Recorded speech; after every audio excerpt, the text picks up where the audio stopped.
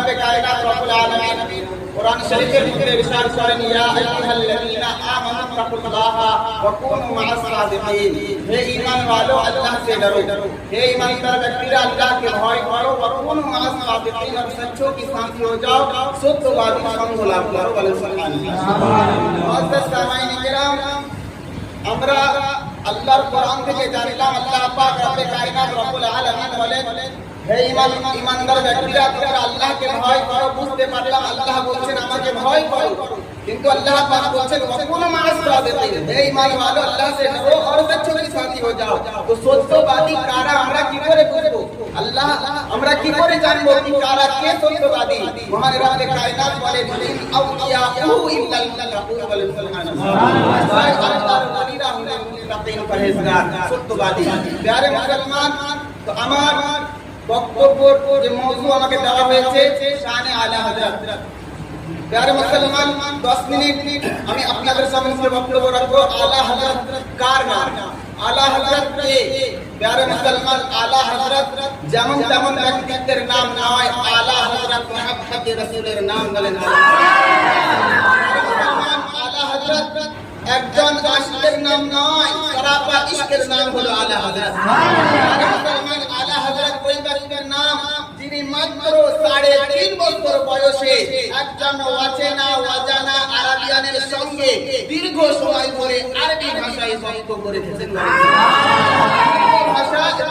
কোন সময় আপনার আরবি ভাষায় কথা বলেছেন। আলা হযরত ওই ব্যক্তির নাম যিনি মাত্র 6 বছর বয়সে 12 রবিউল আউয়ালে প্যারে মুসলমান ইলমে গায়েব সম্পর্কে, নবীর ইলমে গায়েব সম্পর্কে দীর্ঘ 3 ঘন্টা ধরে পড়া উর্দুতে, হাড় উর্দুতে উলামায়ে দ্বীনকে সামনে বসিয়ে রেখে প্যারে মুসলমান মহা সম্মেলনে 3 ঘন্টা যাবত উর্দুতে বক্তব্য রেখেছেন। আজকে আমরা 6 বছর বয়সে আমাদের ঘরের বাচ্চাদের ঠিক মতন আওয়াজ বার হয় না। প্যারে মুসলমান, আলা হযরত কার নাম?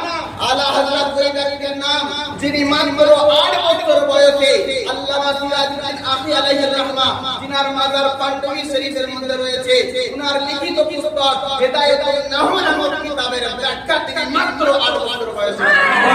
প্যারে মুসলমান, আলা হযরত ওই ব্যক্তির নাম যিনি মাত্র 13 বছর 10 মাস 5 দিন বয়সে ফতোয়া লিখেছেন। বলেন সুবহানাল্লাহ। প্যারে মুসলমান, আলা হযরত যেমন তেমন ব্যক্তির নাম নয়। আলা হযরত সরাপা ইশকের নাম। আলা হযরত এমন একজন ব্যক্তি, যদি তিনাকে মুফতিদের জামাতে দাঁড় করানো হয় তো মুফতি আযম, যদি মুহাদ্দিসের জামাতে দাঁড় করানো হয় মুহাদ্দিসে আযম, যদি মুফাসসিরের জামাতে দাঁড় করানো হয় মুফাসসিরে আযম। প্যারে মুসলমান, আলা হযরত ওই ব্যক্তির নাম যিনি প্যারে মুসলমান সৈয়দ কাকে বলা হয়। সৈয়দ কি জিনিস? আলে রাসূলকে কি জিনিস? আলে রাসূলকে কেমন করে মুহাব্বত করতে হয়, আহলে বায়াতকে কেমন করে মুহাব্বত করতে হয়, তাই শিখিয়েছেন। তিনার নাম হলো আলা হযরত। সুবহানাল্লাহ। মুসলমান, আলা হযরত আযীমুল বরকত মুজাদ্দিদ দ্বীন ও মিল্লাত, ইমাম ইশকে মুহাব্বত, আহলে সুন্নাত ওয়াল জামাতের জান, আহলে সুন্নাত ওয়াল জামাতের শান। প্যারে মুসলমান, আলা হযরত যখন দেওবন্দি ওয়াহাবি নাশতি মুখ তুলে দাঁড়িয়েছে তখন আমার আলা হযরত কিতাব দিয়ে তাদেরকে দলিল দিয়ে ঢেকে দিয়েছে।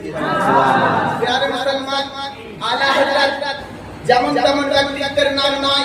মাত্র 13 বছর 10 মাস 10 দিন বয়সে প্যারে মুসলমান উনি ফতোয়া লিখেছেন।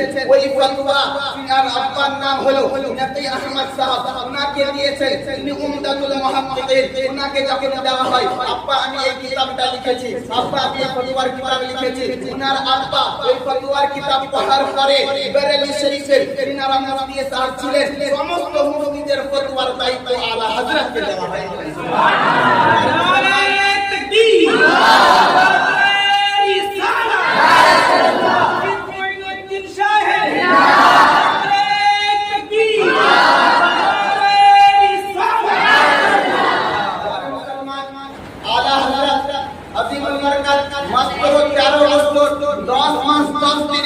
একটা কিতাব লিখে তার নাম হলো ফতোয়ায়ে রাসাবিয়া। প্যারে মুসলমান, আলা হযরত কম বেশ 1400 কিতাব লিখেছেন। দিয়েছেন তার মধ্যে একটি কিতাব, সেই কিতাবের নাম হলো ফতওয়ায়ে রাবিয়া। সেই কিতাবের পৃষ্ঠা কত আছে? মোটামুটি আপনার 22,000 পৃষ্ঠা সেই কিতাবের মধ্যে রয়েছে। সেই কিতাবটা কেন লেখানো হলো? আপনারা অন্যান্য জায়গায় ইমামতি করি, মাদ্রাসায় অনেকে থাকে, তো তিনাদেরকে প্রশ্ন করা হয়, তেমন ভাবে আলা হযরতকে প্রশ্ন করা হয়েছিল। তো আলা হযরত সমস্ত প্রশ্নকে উঠিয়ে আপনার ওই ফতওয়ায়ে রাবিয়ার মধ্যে তিনি ওই ফতোয়া দিয়েছেন। ওই ফতোয়া কিতাবের মধ্যে কয়টা সওয়ালের জবাব দেওয়া হয়েছে লেখা আছে অন্যান্য কিতাবে। ওই কিতাবে 6,845 খানা সওয়ালের জবাব দেওয়া আছে। আলা হযরত যেমন তেমন ব্যক্তিত্বের নাম নয়। আলা হযরত ওই ব্যক্তি প্যারে মুসলমান যিনি সৈয়দের সম্মানকে বাড়িয়েছেন, তিনি সৈয়দের শ্রেণী শুনতে পেতেন। প্যারে মুসলমান তিনি সৈয়দের সুগন্ধ শুনতে পারতেন। প্যারে মুসলমান আজকে আমরা বলছি যে আলা হযরতকে মানা চলবে না, আলা হযরতকে মানা যাবে না। প্যারে মুসলমান শুনে রাখো, আলা হযরত ওই ব্যক্তিত্বের নাম বলা হয়েছে উনার পীর।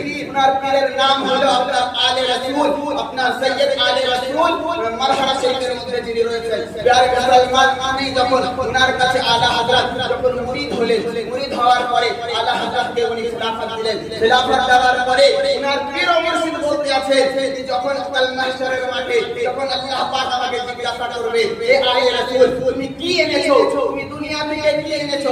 উনি পাঁচ জবানে বলে, আমি আল্লাহর দরবারে নামাজকে আগে করব না, আমি আল্লাহর দরবারে রোজাকে আগে রাখবো না, আমি আল্লাহর দরবারে হজকে আগে রাখবো না, আমার জিন্দেগীর কোন ইবাদত আল্লাহকে বলবো না, আমি সরাসরি এতটুকুই বলবো আল্লাহ আমি আলা হযরত নামকে আমি মুরিদ বানিয়েছি। আমি আলা হযরতকে বলে দিব যে আমি আলা হযরতকে মুরিদ করেছি। প্যারে মুসলমান আলা হযরত সুন্নির জান, আলা হযরত সুন্নির প্রাণ। প্যারে মুসলমান আলা হযরত এমন একটি ব্যক্তিত্বের নাম যিনি প্যারে মুসলমান সুন্নিয়াত যখন ডুবে যাবে, সুন্নিয়াত যখন ডুবতে ছিল, প্যারে মুসলমান তখন আলা হযরত নিজের কলম দ্বারা সুন্নিয়াতকে রক্ষা করেছেন। প্যারে মুসলমান আজকে আমাকে আপনাকে সকলকে বলা হয় আলা হযরতকে আলা হযরত কেন জানো?